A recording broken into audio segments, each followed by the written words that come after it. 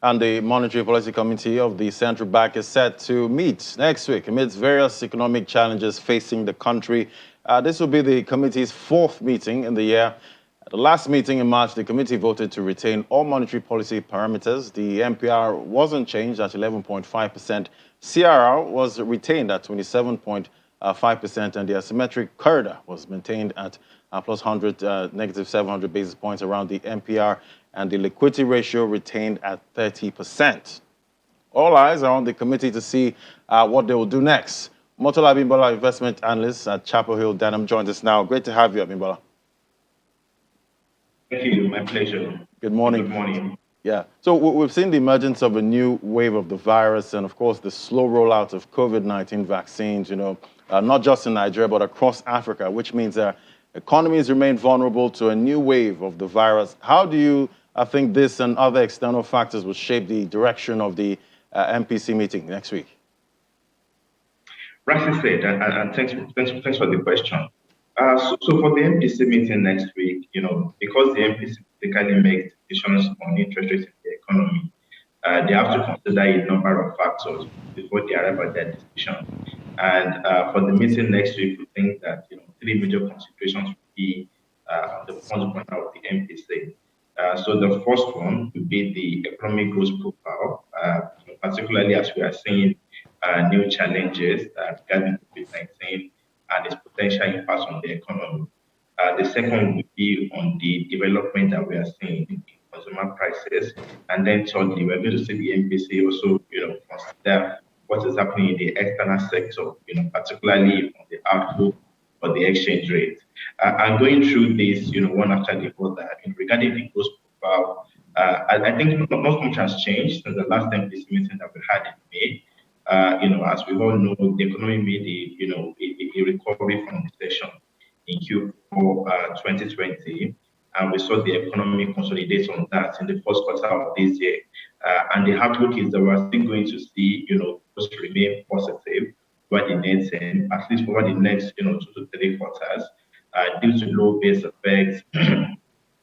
As well as the recent recovery that we are seeing in the oil market, and of course the fact that most of the COVID-19 restrictions that we had last year, most of them have now been removed. But of course, as you rightly mentioned, we are now seeing emerging downside risks to growth coming from the new variant of the COVID-19 pandemic. And we are also seeing an increase in cases of COVID-19 in the country, which has led to state government and even the federal government introduce or try to advise more caution on the part of citizens. So this will definitely have an impact on the growth profile. And beyond this as well, we are having major challenges with widespread insecurity in the country, which is also a major downside risk to growth.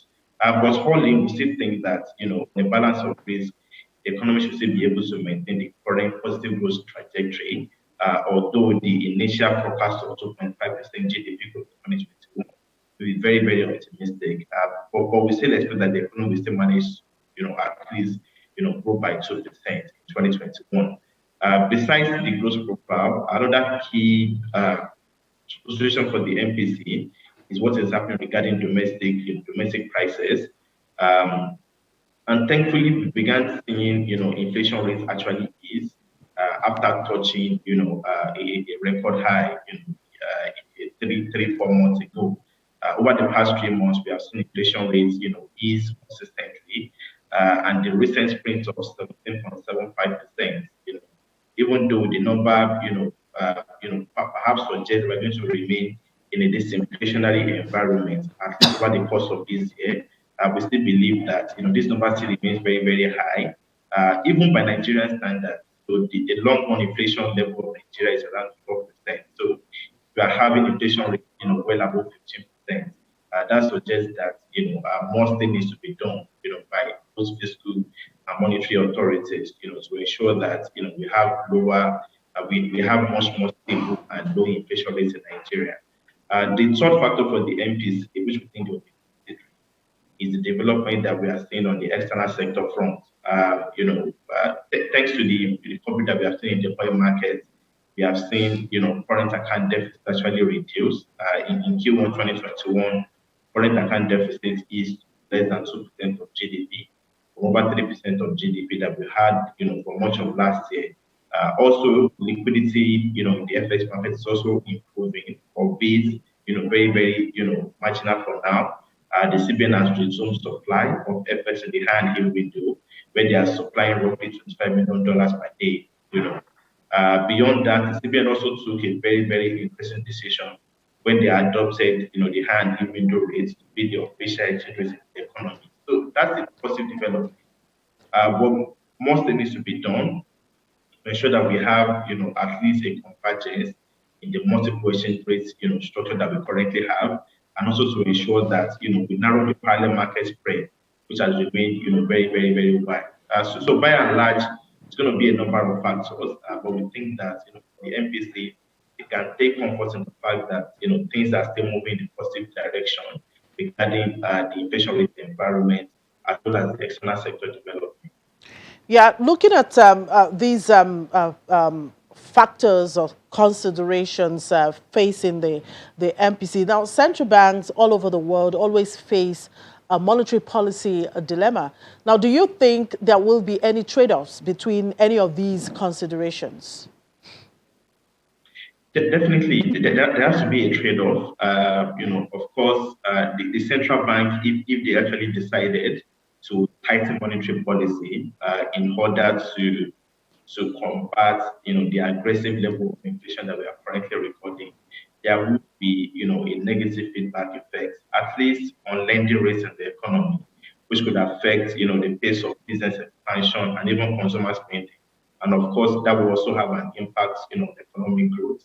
But the reality is that, for central banks all over the world, they usually choose their battle. So you select your policy goals and then you go, all the way, to actually make sure you achieve your goal. And in Nigeria, by law, the monetary policy goal or the mandate of the monetary policy in Nigeria, is actually price and exchange rate stability, and not more on growth. So their core mandate is to ensure that we have, low and stable inflation within the target range of 6 to 9%, and that we also have stability in the foreign exchange market. Now, over the past, 1 to 2 years now, particularly since the onset of the COVID-19 pandemic, we have seen, both price and exchange rate stability come under intense pressure. But despite that, the central bank has actually chosen to actually support growth in the economy at the moment, given the fact that we have an extraordinary condition of COVID-19 pandemic, that there has to be, and there is a need to, provide a bit of pushing, to both businesses and consumers to recover from the pandemic. But generally, by and large, if you look at what is happening globally, particularly for peer frontier market and emerging markets countries, many central banks in this particular category, they have now started to actually tighten monetary policy. So many of them last year, same with the CBN, they maintained an accommodative monetary policy posture to support businesses and households against the COVID-19 pandemic. But this year, given the fact that growth profile is now improving, we are now seeing inflation rates, coming back to the surface.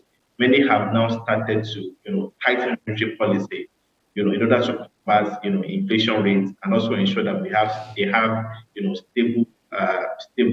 stable currency. And the central bank has, to an extent, also done the same thing, although they've not used the conventional monetary policy tools, that we are already accustomed to, such as the MPR. Rather, they have relied on administrative supply side tools, particularly the cash reserve requirements, and their balance sheet policy to tighten monetary policy. If you look at the fixed income markets, for instance, we have seen interest rates, rise across the board by over 600 basis points, even though the benchmark monetary policy rate has remained unchanged at 0.5%. So we think that at the meeting that is going to take place next week, very likely the central bank will probably, still maintain the MPR at 11.5%, but not because there is no justification, for there to be an increase in the MPR, but rather because the central bank, has actually chosen to to use alternative monetary policy instruments, particularly the cash reserve requirement and their balance sheet policy, such as common policy to effect changes, in the economy, rather than using the conventional monetary policy tools such as the MPR. All right, so ensuring price stability is a core mandate of the CBN. How do you think the CBN has fared in, keeping with its primary mandate of maintaining price stability in Nigeria? To be honest, the CBN is fighting a very difficult battle because when you look at the inflation problem in Nigeria, it goes beyond just monetary policy. So to a very large extent, it's the supply side driven. And that's why, if you take, a long-term average of inflation rate in Nigeria, it's been pretty high. So 20-year average of inflation in Nigeria is around 12%. 10-year average is around 12%. And that shows that it is extremely difficult for, for the central bank to achieve very low inflation rates in Nigeria. And that's largely because of supply side constraints, such as infrastructure, and weak supply chains. Now, the onset of the COVID-19 pandemic, we have seen, inflation rates, we have seen inflationary pressures actually increase considerably. Partly because of global factors, because if you look at, food prices globally, they are on the ascendancy. So if you check the FAO's Global Food Price Index, they are up by more than 40% on a year-on-year basis. So there's generally a global phenomenon at the moment of pricing for pricing. But beyond the global factors as well, I also think that locally as well, there are some things we have done better. Particularly, when we had the closure of Nigerian borders in September 2019, that aggravated the already weak, food supply chain that we have, locally in Nigeria. And then we also had multiple rounds, of FX devaluation, that had a feedback effect, on consumer prices.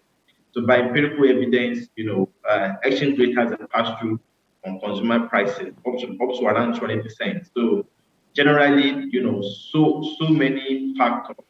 Some factors outside the purview of monetary policy, outside the purview of the CBA, they have contributed to the current, high level of inflation rate in Nigeria. But some things could also have been done better, by both, fiscal and monetary authorities to ensure that, we have low and stable inflation rate in Nigeria. So it's been a very challenging period, but thankfully we are not seeing, inflation rates again, moderate. Although we believe that, over the next 6 months to 1 year, we're still going to have, inflation rates remain at double digits. So one thing needs to be done, particularly on the supply side leg, to ensure, that we have, on a medium term basis, low and stable inflation rates in Nigeria. Now, as we count down to this meeting, how do you expect sentiments in the markets to shape up? So for the market, to a very large extent, we think that the market will discount, the outcome of the MPC, next week, given the fact that, the consensus view in the market at the moment is that the CBN is not going to change any of the policy parameters. And also maybe, as an aside, partly also because, the monetary policy, the markets already believe that monetary policy decisions typically lag the actual movement, in financial market. So, for instance, over the past 6-7 months, we have seen interest rates in the economy increase rapidly. The long end of the bond yield curve, for instance, it has risen from roughly 7% in December 2020 to around 13% today. And despite that very aggressive 600 basis points movement in the 30-year bond yield, we haven't seen any change at all in the monetary policy rate. So markets will be heavily discounting, whatever the MPC, whatever they have to say next week, particularly because, the MPC has not been clearly recognized, participants in the market to be a lagging variable. And for us, our view on the fixed income markets is that, at current level, it's probably look very defensive, given the fact that have a number of liquidity, coming through into the market, from park payments, but a number of payments, that came in this month, and we also had, rather, a bond maturity that came in the middle of the month. So the liquidity in the market is probably enough, but we also have a defensive fixed income market. But over the short term, as the CBN moves towards reopening, the FX market, once again, to foreign portfolio investors, we think that that would be that would be a scenario where we would have a much more higher interest rate environment as the CBN tries to make use very attractive for foreign portfolio interest. And then for the equity markets, we are also pretty Okay. Thanks. All right, Murtala. Yeah. So countdown. Next week we'll get that decision. Thank you so much, Murtala. Murtala Abimbola, investment analyst, Chapel Denham. So great to have you. Thank you.